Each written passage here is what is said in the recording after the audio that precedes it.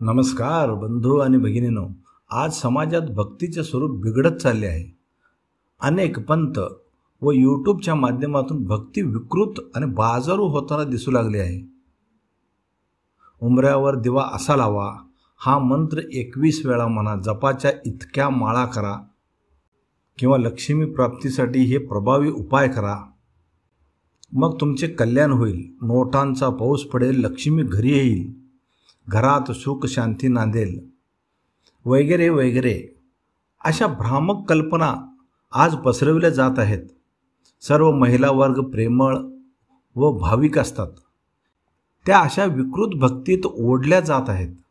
संतांनी खरी शिकवण भक्तीसाठी काय दिली आहे याची उजळणी व्हावी, आठवण व्हावी म्हणून हा व्हिडिओ केलेला आहे. हाच त्याचा उद्देश आहे. भक्ती मार्गापासून भरकटणाऱ्या समाजाला जागृत करणे हा एवढाच उद्देश हा व्हिडिओ मागे आहे. त्यासाठी हा व्हिडिओ शेवटपर्यंत पहा.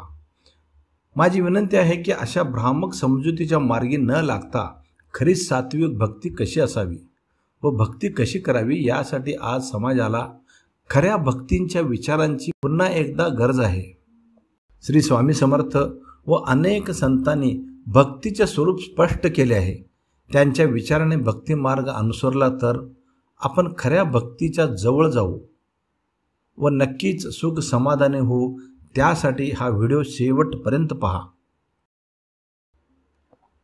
भक्त प्रल्हाद व अजामिळ यांनी नारायण, द्रौपदीने कृष्ण, शबरीने राम अशा निरनिराळ्या नावाने जरी हाका मारल्या तरी त्या सर्वांना देव प्राप्त झालाच आहे. देवांची नावे वेगवेगळी असली तरी त्यांनी गुरुने सुचवलेले नाम व भक्ती अत्यंत आदरपूर्वक केल्याने त्या सर्व संतांचा जन्म सफल झाला आहे. खऱ्या भक्तीच्या बाबतीतही आज हाच बदल होताना दिसत आहे. कावळा जसा सुग्रास अन्न सोडून कुजक्या मासाकडे धाव घेतो, त्याप्रमाणे खऱ्या भक्तीला, परमात्म्याला सोडून क्षणभंगूर वस्तूच्या पाठीमागे सर्वजण धावत आहेत. सुखाच्या शोधार्थ मानवाने अनेक जन्म घेतले खरे. प्रत्येक जन्मात आज ना उद्या सुख मिळेल अशी आशा धरून शेवटी मार्ग चुकल्याने निराश होण्याची वेळ आली आहे. गुरुकडून व घडणाऱ्या खऱ्या भक्तीमुळे पदोपदी जागृती मिळत असतानाही आपण जाणून बुजून चुकीच्या मार्गाचा अवलंब करीत आहोत, ओढले जात आहोत. भक्तीसाठी, सुख शांतीसाठी अनेक पद्धतींची गरज नाही. विचारांचा अतिरेक झाला की मन गोंधळून जाते, अशांती उत्पन्न होते. त्यासाठी मागे काय झाले व पुढे काय होईल अशा फालतू विचारांना फाटा देऊन आपल्या वाटणीला आलेली कामे अचूक पार पाडावीत, सोबत हरिचिंतन करीत राहावे. मग भक्ती आपोआपच होऊन जाते. देहाचा आहार जसे अन्न आहे तसे परमेश्वराचे गुणगान व चिंतन करणे हा आपल्या मनाचा आहार आहे. हरिस्मरणाचा अभ्यास गुरूंच्या सहवासातच साधला जातो.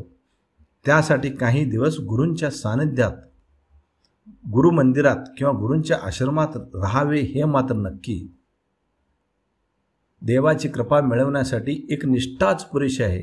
पण आपल्या ठिकाणी निष्ठेचाच अभाव असल्यामुळे आपण करीत असलेली पूजा, पारायण, कर्मकांड फोल ठरत आहेत. संकटाच्या वेळी देवाचा धावा करावा आणि एरवी त्याला पूर्ण विसरून जावे, अशा वृत्तीने आपण देवाला सुद्धा अडचणीपुरतेच आळवीत जातो. आपल्या या कृतीने आपण देवाच्या भक्तीला पूर्ण प्राप्त होऊ का हो? यापुढे तरी गुरूंच्या सूचनेप्रमाणे अन्य ठिकाणी लक्ष न देता, म्हणजे सध्या फोफावत असलेल्या या कृत्रिम बाजारू भक्तीकडे लक्ष न देता निष्ठेने देवाची भक्ती केली तर भक्ती खरी व समाधान देणारी ठरते. गुरुवारी हे वाचा, रविवारी याचे पारायण करा, हा प्रभावी उपाय करा असा सल्ला घेणे आणि अशा कृत्रिम आणि बाजारू भक्तीत गुरफटले जाणे यालाच भक्ती समजणे किती चुकीचे आहे. ग्रंथ वाचनाच्या पाठीमागे का लागलो आहोत? भरपूर वेळा ग्रंथ वाचले म्हणजे सुखाचे, भक्तीचे वर्म जाणता येत नाही. भरपूर वेळा ग्रंथ वाचले म्हणजे शंका कुशंकांचा गोंधळ मात्र निर्माण होतो. खरी भक्ती व सुखाचे बीज गुरुपासून लाभते. त्यासाठी निष्ठेने गुरूंची सेवा व भक्ती केली पाहिजे. भक्तीची पहिलीच पायरी म्हणजे गुरूंची सेवा करणे, गुरूंनी दिलेले आदेश पाळणे. हे दूर राहून आपण सोशल मीडियाच्या माध्यमातून ज्या कृती सांगितल्या जात आहेत, मी कृती असं म्हणतोय, भक्ती नव्हे, ज्या कृती जे कार्य सांगितले आहेत ते करून आपण त्याला भक्ती समजण्याची चूक करीत आहोत. मी त्यासाठीच हा व्हिडिओचा प्रपंच केला आहे. परमेश्वराजवळ नाशवंत वस्तू, ऐहिक गोष्टी, संपत्ती याची जो मागणी करेल त्याला तो तीच वस्तू देतो आणि देवाचीच मागणी जो करेल त्याला देव भेटतो. नाशवंत वस्तूत समाधान नसल्याने त्या मागण्यापेक्षा कायमचे सुखी होण्यासाठी देवा मला तू हवा आहेस ही मागणी करून पहा, तेव्हाच आपण भक्तीच्या मार्गावर एक पाऊल पुढे जाऊ शकतो. पूजा, पारायण, दान, तीर्थाटन अशी अनेक सत्कर्मे कितीही केली तरी आपल्याला दुःखातून कायमचे सुटता येणार नाही. कारण परमेश्वर पूजा, पारायण, जप, तप, व्रत, नेम अशा कर्माने भुलत नाही. ही व्रते करणाऱ्यांच्या अंतरंगात आपल्या खऱ्या भक्तीचा ओलावा कितपत आहे हे प्रथम तो तपासून पाहतो. माणसाने केवळ शारीरिक स्वच्छता राखल्याने त्याचा उद्धार होत नाही. त्यासाठी मानसिक पावित्र्य, मन स्वच्छ ठेवण्याची अत्यंत आवश्यकता आहे. आपण पूजा, पारायण, भजन, जप, ध्यान इत्यादी करतो, पण त्याबरोबर आपले वागणेही प्रेमळ असावे. तुसडेपणाने बोलू नये, कोणाचे वर्म काढू नये, कोणाला दुखवू नये, फसवू नये. मुखी रामनाम आणि धंदा फसवा फसवीचा अशा दुटप्पी वागण्यामुळे आपले खऱ्या भक्तांमध्ये गणना होत नसून ते केवळ भक्तीचे सोंग ठरते. थोडेसे शरीरावर, थोडे बायका मुलांच्यावर, तर थोडेसे संपत्तीवर, तर काही अंशी देवावर असे 10 ठिकाणी वाटले गेलेले प्रेम ही खरी भक्ती नसून केवळ परमेश्वर हाच आपले सर्वस्व मानणे, त्याच्या ठिकाणी अन्यन्य भावाने, पूर्ण मनाने सारे प्रेम केंद्रित करणे आणि त्याला शरण जाणे हीच खरी भक्ती आहे. अशी भक्ती शबरीने केली, मीरेने केली, संत जनाबाई, संत तुकाराम व आपल्या परमपूज्य कलावती आई यांनी केली. या सर्वांचे प्रेम विखुरलेले, विस्कटलेले नव्हते, तर फक्त माझा परमेश्वर आणि मी त्याचा हीच भावना घेऊन त्यांनी भक्ती केली.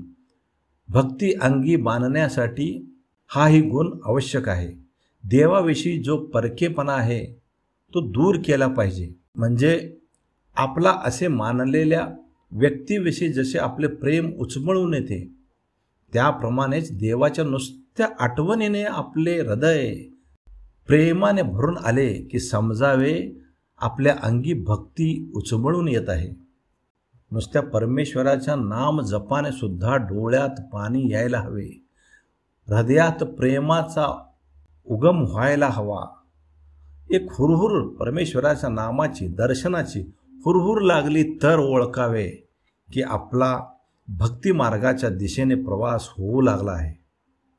तुकाराम महाराज आपल्या अभंगात म्हणतात, तुझे थोर थोर भक्त करीती विचार, जप तपादी साधने, मज चितवे ना मने, करुणा वचने म्या भाकावी तुम्हा दिने, तुका मने घेई माझे थोडे फार ठाई.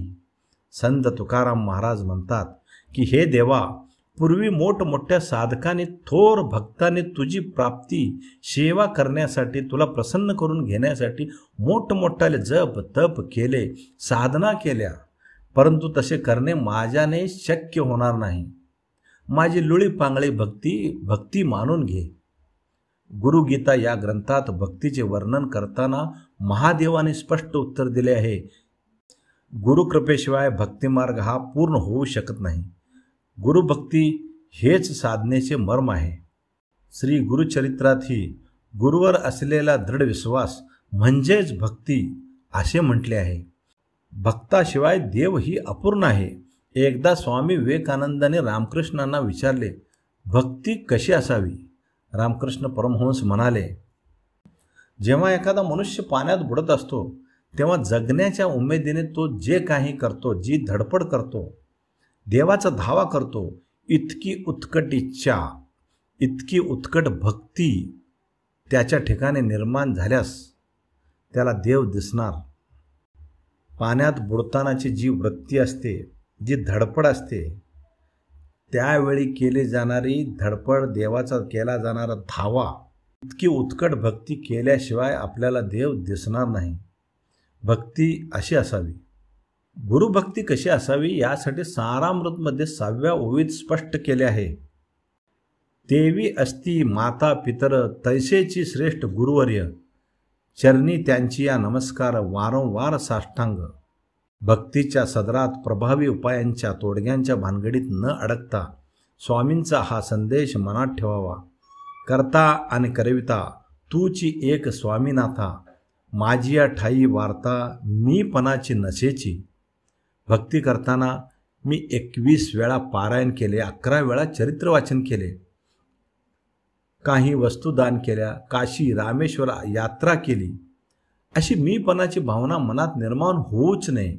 सारामृतमध्ये स्वामी समर्थ असे स्पष्ट म्हणतात. समस्त स्वामी भक्तांना कर्मकांडात न अडकविता खऱ्या भक्तीचा मार्ग दाखवावा म्हणून सारामृतमधील 2ऱ्या अध्यायाच्या सुरुवातीलाच म्हटले आहे, कामना धरून जे भजती होय त्यांची मनोरथपूर्ती, तैसेची निष्काम भक्ताप्रती कैवल्य प्राप्ती होत असे. प्रेमळ व निष्काम भक्ती केल्यासच स्वामी समर्थ म्हणजे कैवल्य प्राप्ती होते.